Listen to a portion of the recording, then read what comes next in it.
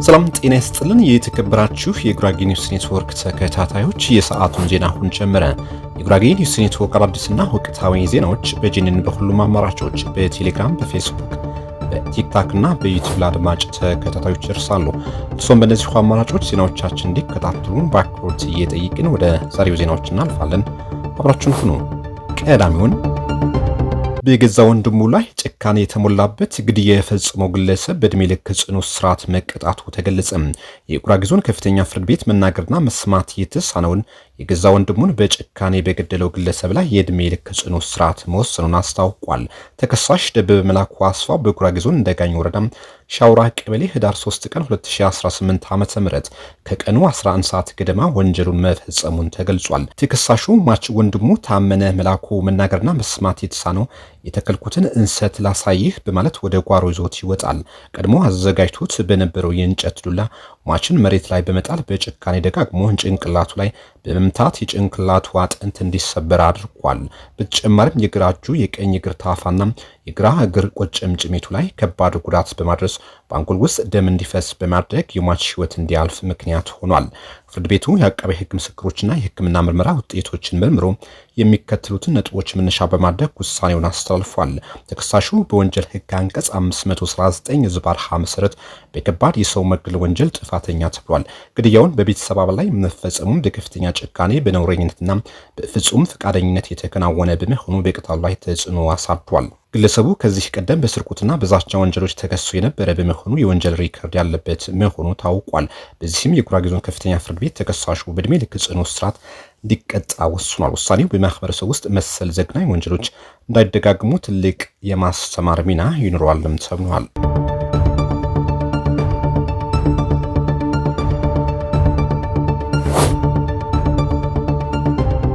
ጠንካራና ጥራት ያለው የፖሊስ ተቋም በመገንባት የህብረተሰቡ ደህንነት መጠበቅ ይገባል ተባለ። የህብረተሰቡ ሰላምና ደህንነት በአስተማማኝ ሁኔታ ለመጠበቅ ጠንካራና ጥራት ያለው የፖሊስ ተቋም መገንባት እንደሚገባ የኖር ወረዳ ሰላምና ጸጥታ ጽሕፈት ቤት አስታውቋል። በዚህም በወረዳው በየደረጃው የሚገኙ የፖሊስ አባላት የ2018 ዓ.ም የግማሽ ዓመት የሥራ አፈጻጸም ግምገማ ተካሂዷል። የህብረተሰቡ ሰላምና ደህንነት በአስተማማኝ ሁኔታ ለመጠበቅ ጥራት ያለው የጸጥታ መዋቅር መገንባት ሚናው የጎላ መሆኑ ተነስቷል። የማህበረሰቡን የልማትና የመልካም አስተዳደር ጥያቄዎችን ለመመለስ መንግስት የሚያደርገው ጥረት ለማጠናቀፍ የሚደረግ ጸረ ሰላም እንቅስቃሴ መታገስ እንደማይገባም በመድረኩ ተብራርቷል። እንደ ወረዳ ቀደም ሲል የነበረው ውስን የጸጥታና የፖሊስ አባላት አድማሱ በማስፋት በስነ ምግባር የታነጸ ብቁና ታታሪ የፖሊስ አባላት ለመገንባት እየተሰራ መሆኑም ተጠቁሟል።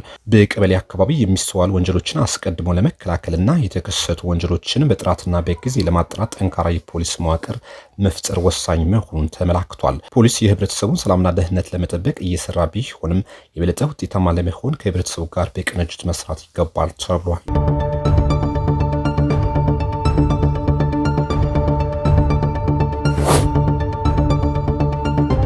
ከፈትሐል መስጂድ ዝዋይ መውጫ የአስፋልት ግንባታ ስራ አፈጻጸም በተመለከተ ግምገማ መድረጉ ተገለጸ። የቡታጅራ ከተማ አስተዳደር ከፈትሐል መስጂድ ዝዋይ መውጫ የአስፋልት ግንባታ አፈጻጸምና አዲስ በሚገነባው ከቴሌ መስቃን ወረዳ ፖሊስ የመንገድ ዲዛይን ስራ ባለድርሻ አካላት በተገኙበት ገምግሟል። የፕሮጀክቱ አሁናዊ አፈጻጸም ግምገማ በተያዘለት የጊዜ ገደብ መጠናቀቅ እንዲቻል አቅጣጫ ለማስቀመጥና አዲስ የሚገነባው የአስፋልትና የኮሪደር ግንባታ የተሟላና ደረጃውን የጠበቀ ሆኖ የላቀ አገልግሎት መስጠት እንዲችል የታለመ ውይይት መሆኑም ተጠቁሟል። የቡታጅራ ከተማ አስተዳደር ከንቲባ አቶ አብዱ አህመድ የከተማ አስተዳደሩ ለአስፋልት ስራው ትኩረት በመስጠት ፈጥኖ መጀመር አለበት በሚል በውስጥ የገቢ አቅም የተጀመረ መሆኑም ገልጿል። የግንባታ ስራ በታሰበው ፍጥነትና ጥራት ማጠናቀቅ እንዲቻል ጥረት የተደረገ መሆኑ ጠቁሞ ለህዝቡ በአጠረ ጊዜ ለአገልግሎት ክፍት ለማድረግ በተያዘው ቀን ጨርሶ ማስረከብ እንዲቻል ከመንገድ ተቋራጩ ጀምሮ ሁሉም የድርሻውን መውጣት እንዳለበት ማሳስቧል። ከቴሌ መስቃን ወረዳ ፖሊስ የሚገነባው የአስፋልት መንገድ ሁሉም ያሟላ በጥራት ተገንብቶ ምቹ የሆነ አገልግሎት መስጠት በሚያስችል ሁኔታ መገንባት አለበት ብሏል። በመሆኑም የቀረበው የዲዛይን ስራ በጥሩ ሁኔታ የተዘጋጀ መሆኑን ገልጸው በትብብር የሚሰራ ነው ተብሏል።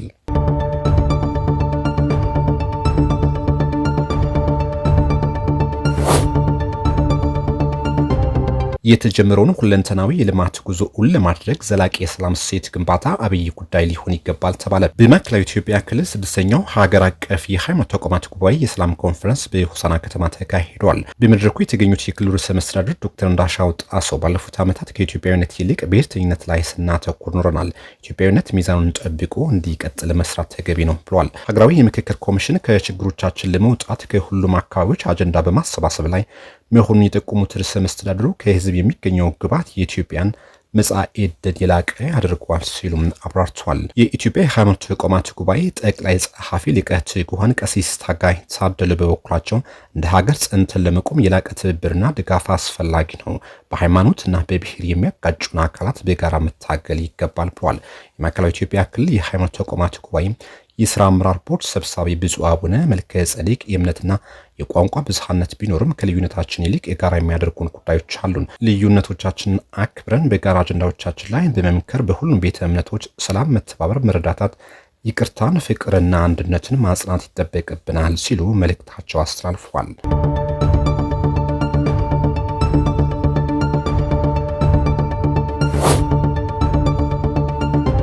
ተፈናቃዮችን በሚመለከት መንግስት የፈረማቸው ዓለም አቀፍ ስምምነቶች እንዲከበሩ ኢሰመጉ ጠየቀ። መንግስት የፈረማቸው የአገር ውስጥ ተፈናቃዮችን የተመለከቱ ዓለም አቀፍ ስምምነቶች እንዲከበሩ የኢትዮጵያ ሰብአዊ መብቶች ጉባኤ ኢሰመጉ ጥያቄ አቅርቧል። ኢሰመጉ ልዩ ጥንክር ያለውና የአገር ውስጥ ተፈናቃዮችን በተመለከተ ያከናወነው ባለ 134 ገጽ ሪፖርት የካቲት 2 ቀን 2018 ዓ.ም ይፋ ሲያደርግ ነው ጥያቄው ያቀረበው።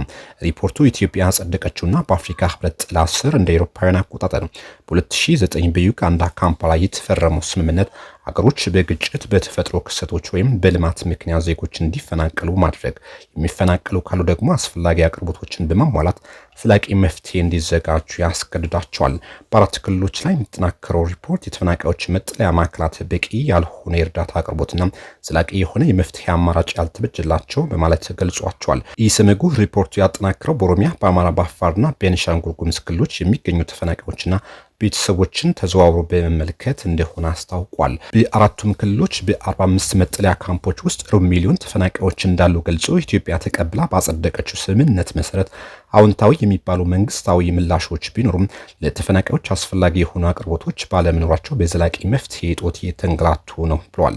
የኢሰመጉ ሪፖርት በኦሮሚያ ክልል ደንዳሮ በተሰኘ መጠለያ ካምፕ ተፈናቃዮች ለ7 ዓመታት ንጽህናቸውን ባልጠበቀ ሁኔታ በመኖራቸው ምክንያት ለተላላፊ በሽታዎች ተዳርገዋል ብሏል።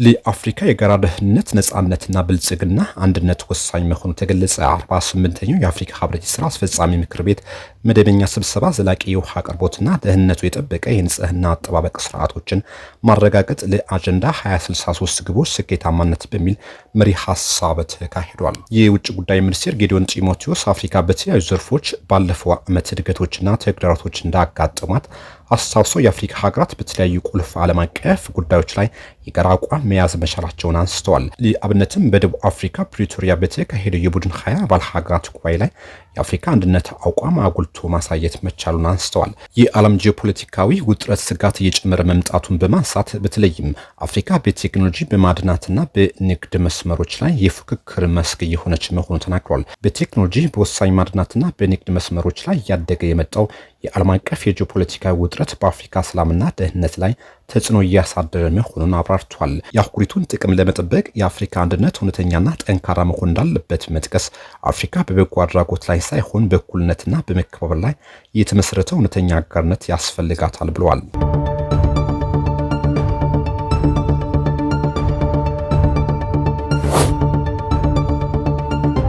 የአሜሪካ ሴኔት የውጭ ግንኙነት ኮሚቴ ሰብሳቢ ኢትዮጵያ ለሱዳን ፈጥኖ ድራሽ ኃይል የስልጠና ካምፕ ገንብታለች የሚለው ዘገባ ተከትሎ ስጋታቸውን ገለጹ። ኢትዮጵያ ለሱዳን ፈጥኖ ድራሽ ኃይል ታጣቂዎች የስልጠና ካምፕ ገንብታለች ሲል ሮይተርስ የምርመራ ዘገባ ማውጣቱን ተከትሎ የዩናይትድ ስቴትስ ሴኔት የውጭ ግንኙነት ኮሚቴ ሰብሳቢ ድርጊቱ የሚያስከትለው መዘዝ እንደሚኖር አስጠነቀቁ። ሴናተር ሪች በማህበራዊ ሚዲያ ገጻቸው ባሰፈሩት መልእክት በኢትዮጵያ ውስጥ በተባበሩት አረብ ኤሚሬትስ የሚደገፈና በዘር ማጥፋት ለተሰማሩ ፈጥኖ ድራሽ ኃይል አርኤስኤፍ የሚያገለግል የማሰልጠኛ ማዕከል መኖሩን እንዲሁም በሶማሊላንድ በኩል የሎጂስቲክ መስመር ሊኖር እንደሚችል የሚገልጹ ሪፖርቶች አሳስበውኛል ብሏል። ሴናተሩ አክሎም እንዲህ አይነቱ ድርጊት ሁኔታውን ይበልጥ የሚያባብስ በመሆኑ የፈጥኖ ድራሽ ኃይልን የውጭ ሀገር የሽብርተኛ ድርጅት አድርጎ ለመሰየም ተጨማሪ ምክንያት ይሆናል፣ እንዲሁም የውክልና ድጋፍ ለሚያደርጉ አካላት መዘዝ ያስከትላል ሲሉ አስጠንቅቋል። በሰሜን ምዕራብ ኢትዮጵያ ቤኒሻንጉል ጉሙዝ ክልል ውስጥ ለፈጥኖ ድራሹ ኃይል ተዋጊዎች ማሰልጠኛ ስለመቋቋሙ ሮይተርስ አገኘሁት ባለው መረጃም ዙሪያ የኢትዮጵያ መንግስት በይፋ ያለው ነገር የለም። የተከበራችሁ ውድ የጉራጌ ኒውስ ኔትወርክ ተከታታዮች ለሰዓቱ የነበሩ ዜናዎች እነዚህ ይመስሉ ነበር። ቆይታችሁ ከጄኒን ጋር ስለሆነ እናመሰግናለን። መልካም ጊዜ